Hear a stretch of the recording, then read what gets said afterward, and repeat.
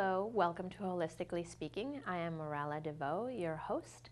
Our mission with Holistically Speaking is to be the avenue through which the voices of holistic health reach you at the time you need it most. Today, that voice is Bree Greenberg-Benjamin. She is the founder and you're the director of the Vermont Center for Integrative Therapy. Thank you for joining me again. We're going to be talking today about eating disorders. I know this is a topic near and dear to your heart. It's somewhat of a specialty for you, right? Mm-hmm.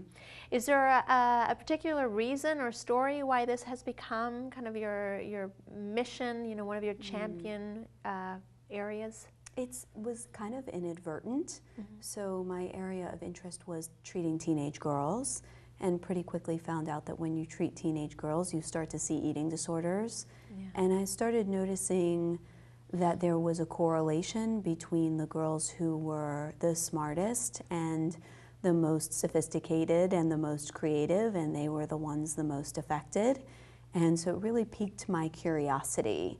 And parts of me really like things that are difficult to treat and puzzling to understand. Yeah. And so it just kept me really engaged and has kept me really engaged now for about 17, 18 years. Wow. Yeah. So that's something that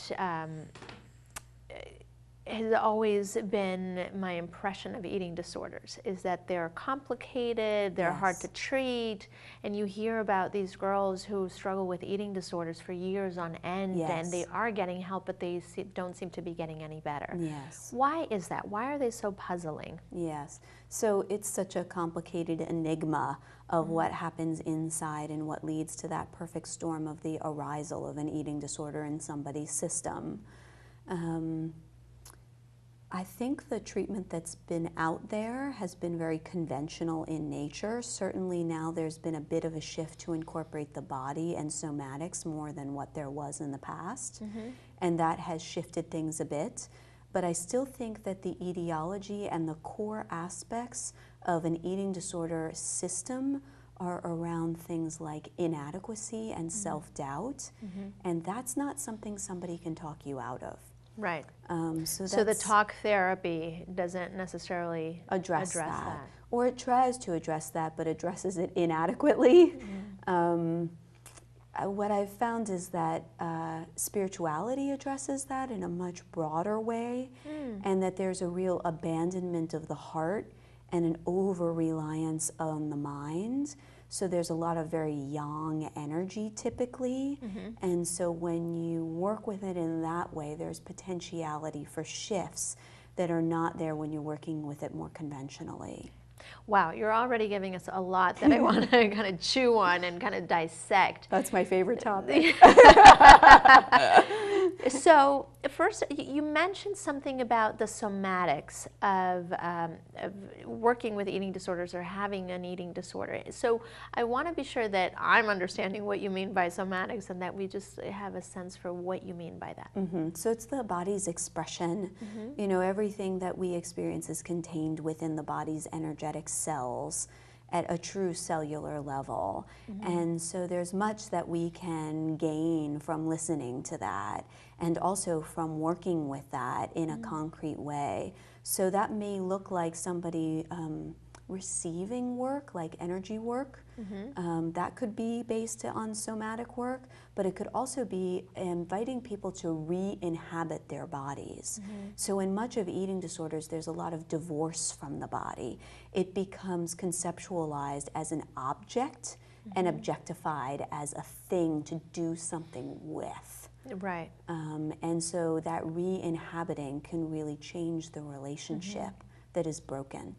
Interesting. It's like remarrying. So what you're saying is telling me a lot of the people with eating disorders have a divorce from their body. They're like separate from their body, and they see it as an object that they have to fix, or that they have to do something to it. Yeah, or something that's failing them in some cases.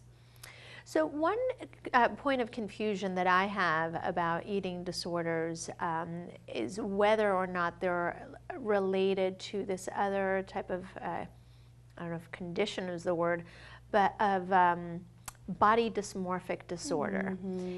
Are they related? What is body dysmorphic disorder? Is it in any way associated with an eating disorder? Or? Sometimes, but not always. So body dysmorphic disorder actually falls in the category much more like OCD, a more anxious category, and often will accompany an eating disorder condition or presentation, but doesn't always. There are people who have eating disorders and struggle with those conditions that don't see their bodies in a distorted way at all. And then there are many that do. So can you tell us what are the different types of eating disorders that typically are most prevalent? So it used to be that what was most associated with eating disorders was anorexia, which is restrictive eating and a very small body type, low body weight. And of course we know about bulimia, which is either binge eating and purging or just regular eating and purging. It also can include exercise purging, which is where you exercise for many, many hours in order to rid yourself of the calories that you've intaked. Then there's just straight binge eating disorder, which is ingesting a lot all at once. And they just can't stop? There's no purging afterwards, they just... Correct, exactly. And I think the biggest category now is the category that we call eating disorders not otherwise specified.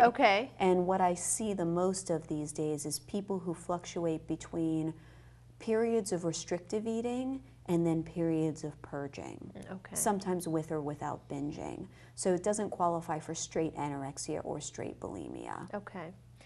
So you've mentioned already working with teenage girls and that being kind of the precursor that got you into looking at eating disorders. So one question I was going to have for you is, what is the primary group of people that are most at risk or that typically have eating disorders? So you're already saying that it's mostly teenage girls, right? It isn't anymore.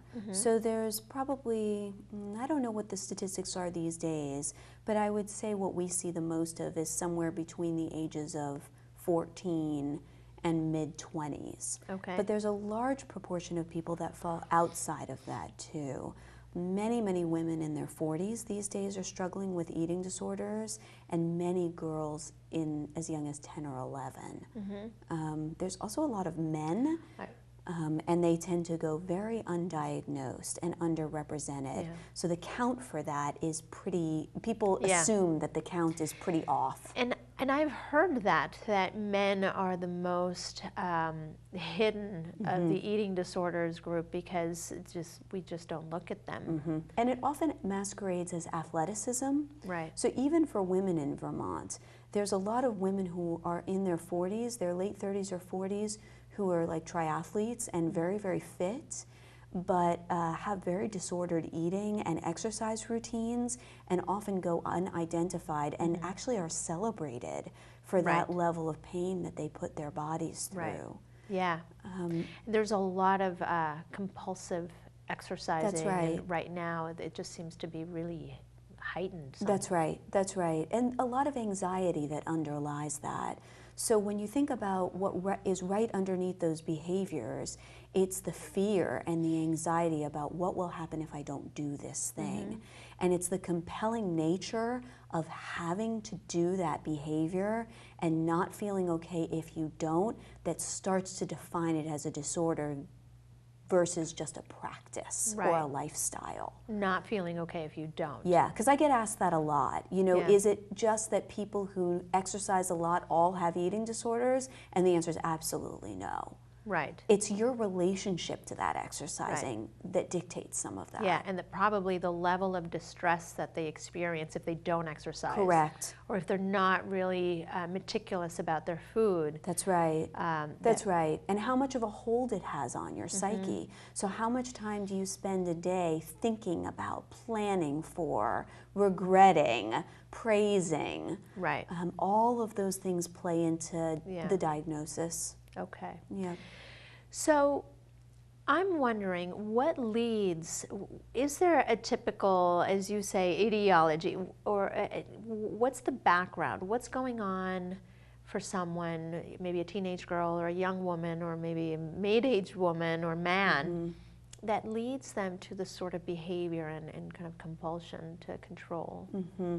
It's a combination of a lot of different things, which is why I always say they arise in the perfect storm. So sometimes it's genetic lineage. There's been eating disorders or other kinds of addiction in the family history, and that's definitely a predisposition. Yeah. Sometimes it's family of origin type stuff where needs were not met and there was a desire to be seen or heard and the voice wasn't present, or that voice was present but got quickly extinguished. There's a certain deprivation of the heart that is present in eating disorders, a real lack of connection. There's also a high correlation between people who have the highly sensitive personality trait and being predisposed to eating disorder behaviors and thoughts and patterns. And then there's a brain chemistry thing around predisposition to anxiety and low mood. All those things play in. And what's the link between this high sensitive personality type and the eating disorder? So people who have the high sensitivity trait wind up having more fragile nervous systems. So it just means that those people are a little bit more open in the world. And so they take in more and need to process more. And their bodies have to process all of that. And in many cases, that can cause somebody to leave their body or try to control their experience. It also will make them more sensitive to what other people think of them. So they'll be more attuned to somebody's judgment than somebody who doesn't have that trait and quality. So that will also heighten the sense of self-doubt or inadequacy that is already present in all of us and may be unresolved as the person moves through their life. So then, as we switch into talking about how you specifically help people with eating disorders or what people might do, what does it look like when someone with an eating disorder visits the Vermont Center for Integrative Therapy?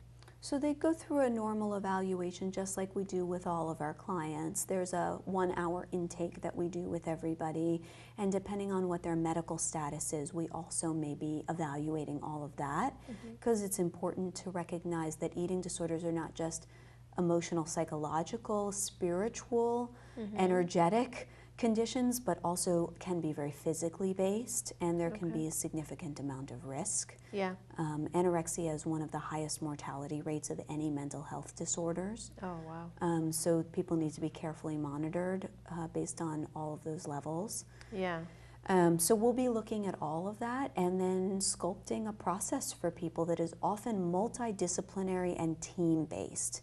So eating disorders typically require a large holding net for recovery. And many times that's why people wind up going to residential treatment, is that the eating disorder has kind of taken over all of their life. And so they don't feel like they have any control left about decision making. They just feel completely overtaken by this compelling desire to use behaviors. And when that happens, a lot of helplessness arises, and in that helplessness there's a lot of sadness that arises. So when that happens, we're looking to really support that person in a lot of different ways, and often with many different people, so that they can have access to different vibrations around them. Interestingly, what's coming up for me as I hear you say that feeling of sadness, where the eating disorder has taken over, there seems to be a paradox where the individual seems to be controlling what they eat or what they do. They're doing these behaviors, but they seem to not have any control over them. Well, that's the beautiful thing, is that at the beginning of an eating disorder, it feels like a relief from a life that feels disordered and out of control. So it's like, I often say, an island in the distance that you aim for, and the client feels like, this is going to be my mecca. If I get this skinny, or I can control things in this particular way, I will feel better about myself. And oftentimes they do. But what happens is that very thing that used to feel like your savior suddenly creeps in and becomes your jailer. And when that happens, the tide has turned, and now the thing that you coveted is now holding you hostage. Right. And so when we see clients at different phases of the disorder, we see them with different relationships to the eating disorder. Okay. And we're looking at that when they come in. Where are they in that process? Okay. Yeah.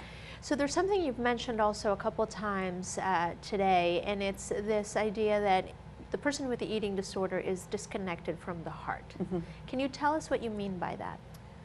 Well, the heart contains feeling, and it's our portal to love and unconditionality. So when things get scary in life, we tend to leave this and move here, because this is a place that responds to fear. It tries to make sense of the world, or it tries to control it, not even just through an eating disorder, but just through thinking and planning. And when that becomes the habit pattern in the system, this becomes the over-relied place. Okay. And we become very divorced from all of this. But this is what offers us joy and richness and experience and embodiment. And in the absence of that, we become very dry and disconnected. And all of that leads to a huge sense of anxiety and sadness. Okay.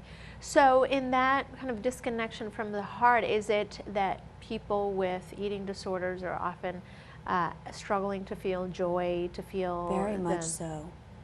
Kind of the heart opening type of Very feeling? much so. And when you think about binge eating, it often is a desire to create some of that pleasure. Yeah. Where there's been an absence of pleasure, as well as sometimes just a desire to numb. Right. So it can have many functions. Okay. Yeah. So then your treatment for eating disorders, you have it's even specified on your website. So you have a specific, almost like a clinic, if you will, for eating disorders. What does that look like? So people come in, they do an intake, but then what does that look like? So it always includes some sort of body-based practice. Depends on where the person is at and what they're open to receiving and doing with a body-based practice. But that could be yoga, it could be Tai Chi, it could be meditation, it could be working with a somatic therapist, could be chiropractic, it could be Reiki or massage therapy or cranial sacral. So it just depends on the client and where they're at. Almost always includes a dietitian in on the team, includes a medical practitioner like our nurse practitioner or sometimes our naturopathic doctor. Okay. Sometimes it's somebody they already have out of house, which we're more than happy to cooperate with. Right.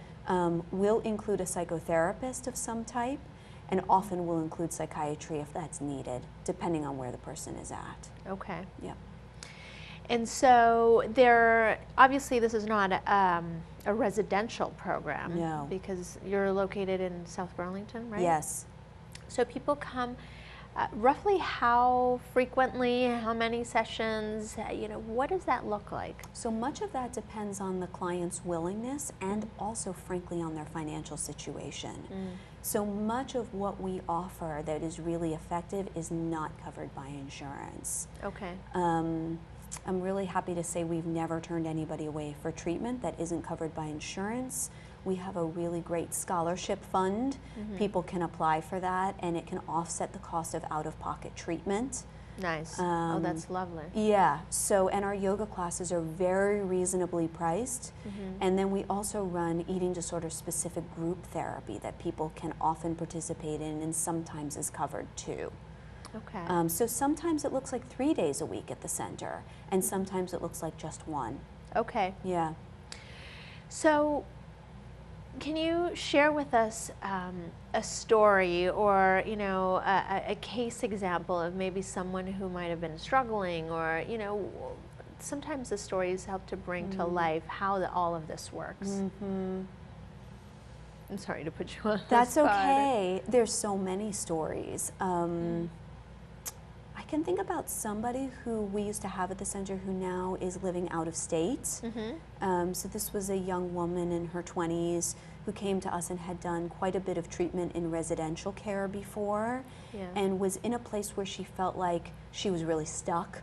So she had done a lot of work around behaviors, but really felt like she was still stuck with a lot of the thoughts and the entrapment that goes with the long-term disease type stuff. So lots of anxiety and a lot of self-hatred.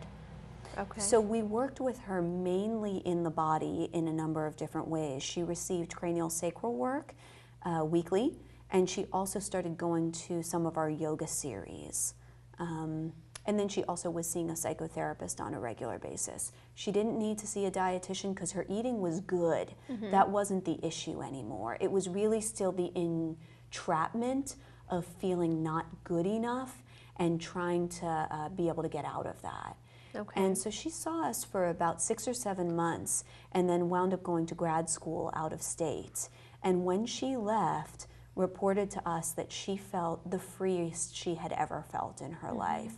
And that even though her work wasn't done, there was an opportunity now to live more authentically. Right. And that was the key shift for her, Yeah. is that she could hear her body's messages, respond to them, ask for what she needed, and if she didn't get it, it didn't crush her. Right. And that was a big change for her. Excellent. Yeah.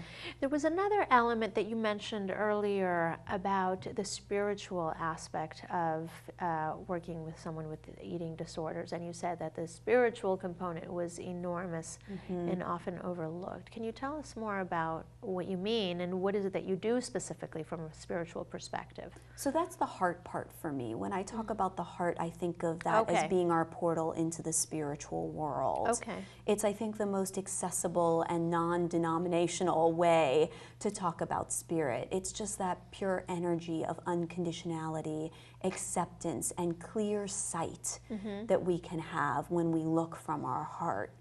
And so there's an element of introducing people to that way of seeing the world that can really unburden all these old beliefs of I'm not good enough, and I have to compete for being good enough, and I have to prove something about myself. Right. Which is really what sets up those systemic loops that happen in the mind. Right. And I really believe that eating disorders are people who are already on a spiritual path, but have taken a divergence from that and have become contained in a system that is a little off the path, that Right. thinks they're going to lead them to that place of freedom, but Right. is a false sense of freedom. Yeah. So I find that when they're introduced to the possibility of you could get freedom a different way, and this is actually not a path to freedom, it's a Right. trick. Yeah. You know, in Native American speak, they call that coyote, Yeah. right? And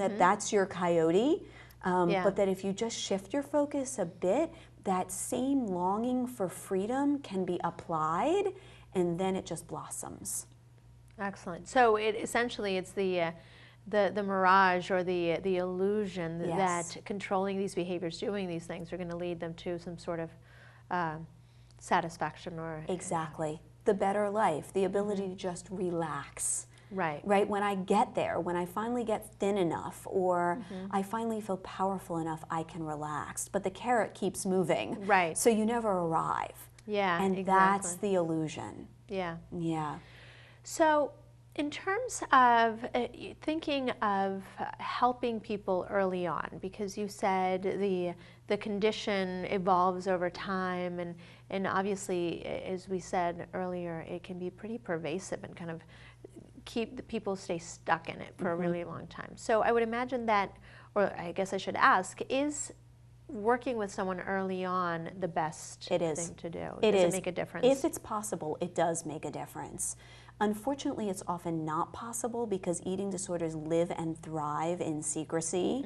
So many times people have been struggling with behaviors for a long, long time before they ever come to the surface. Right. The other piece is that at the beginning of the disorder, it's highly coveted by the person. So Yeah. the ability to unblend that is not so easy. You know, Right. they're kind of protecting that with everything. They're really enjoying their control, and it's Yes. working for them. Exactly. So there's no motivation to stop. Not at all. And oftentimes that sets up a polarization between the person and the other people in their life Yeah. who want to take it away. Right. I often say, like, you know, no one's going to let you take their whoopee. Right. You know, so like if Yeah. you said that to somebody and that was the only thing giving them comfort, they're going to guard it with their life. Exactly. Yeah. And in many cases, you know, especially the classic case of a teenage girl whose parents are starting to notice an issue, then it becomes a confrontation between the parents and the girl. Yes. So what are some things that parents who might be watching this and maybe suspecting that their teenage girl or son might be having an eating disorder, what are some things that you would suggest that they do? So the first thing to do is actually go get help for yourself. The first thing people do is try to get the child help, but if it's a person who's still living in the home, many times it's a family system issue that's going on, and that child is actually sounding the alarm for what's happening in the larger system. Yeah. So I get a lot of parents now that come to me briefly for advice and counseling around how to work with that in the family. And how to look at what's happening in them and what might be unhealed that their child is picking up and playing out for them. Right. So there's really effective work that can be done that way. Yeah, and so if maybe the whole family goes for family therapy, it might be a better strategy than saying, oh, you have this issue, let's go fix you. Exactly. And the inclination initially is always, let's go fix you. Right. And of course, there's going to be a ton of resistance to that. Of course. And also, it's worth saying that when somebody's been struggling for a long time, there's a part of them that also wants to be seen in having that suffering. Right. So there's a good part of identification too, which is that now they don't have to hold that burden alone. Right. So it depends on how it's introduced. Why, again, I say if parents can get counseling about how to talk to their kid before they do it, often those conversations go better. Yeah. And sadly, I think that parents, out of concern, they probably jump the gun and start having those conversations way too soon. Yes, and it's often very punitive. Yeah. And can really look like, why don't you just eat? It's so easy. Right. You know, and eating disorders are not at all about food. Right. I mean, there's certainly a food component, but the deprivation that is present in an eating disorder system, the sadness and the despair is huge. Yeah. And so saying to somebody, why don't you just eat, is so ignorant. Right. You know, and innocently ignorant. Right. It just really denies the true depth of suffering that's present. Right. So I want to be sure that our viewers know how to contact you and find your services, because they're obviously so different. I was calling them fresh because you offer such a wide array of services that are so complementary, obviously. So if we can show our viewers that page, the Vermont Center for Integrative Therapy, you can find them at www.vermontvtcit.com. And as you've heard through our conversation, their approach for eating disorders is through bodywork, craniosacral, naturopathic care, nutrition, meditation. Obviously, the intensive programs may be the group counseling, Reiki, acupuncture, and then psychiatry and psychotherapy. So it would be an array, not necessarily all of them, but a variety, a combination of these that is very unique to the individual. Yes. So is there any last thing that maybe we haven't touched on that you feel people should know? About eating disorders. About eating disorders. I guess I would just say that it's much more prevalent than what people understand, and that the cultural factors are so powerful around how we see ourselves and perfectionism, and that's such a part of the arising of this being so widespread. Yeah, there's such a shared attitude of fix it, you know, let's fix ourselves. And a lot of the obsessive dieting probably verges on in the eating disorder category. Yes, I always say that at the center we try to not peddle a self-improvement model. It's an understanding and depth model. Great. Yeah. Well, thank you so much for joining me. I certainly learned a lot. I hope you did as well. And if you have any questions, please reach out to Bree at vtcit.com. And I hope you'll join me next week. Take care.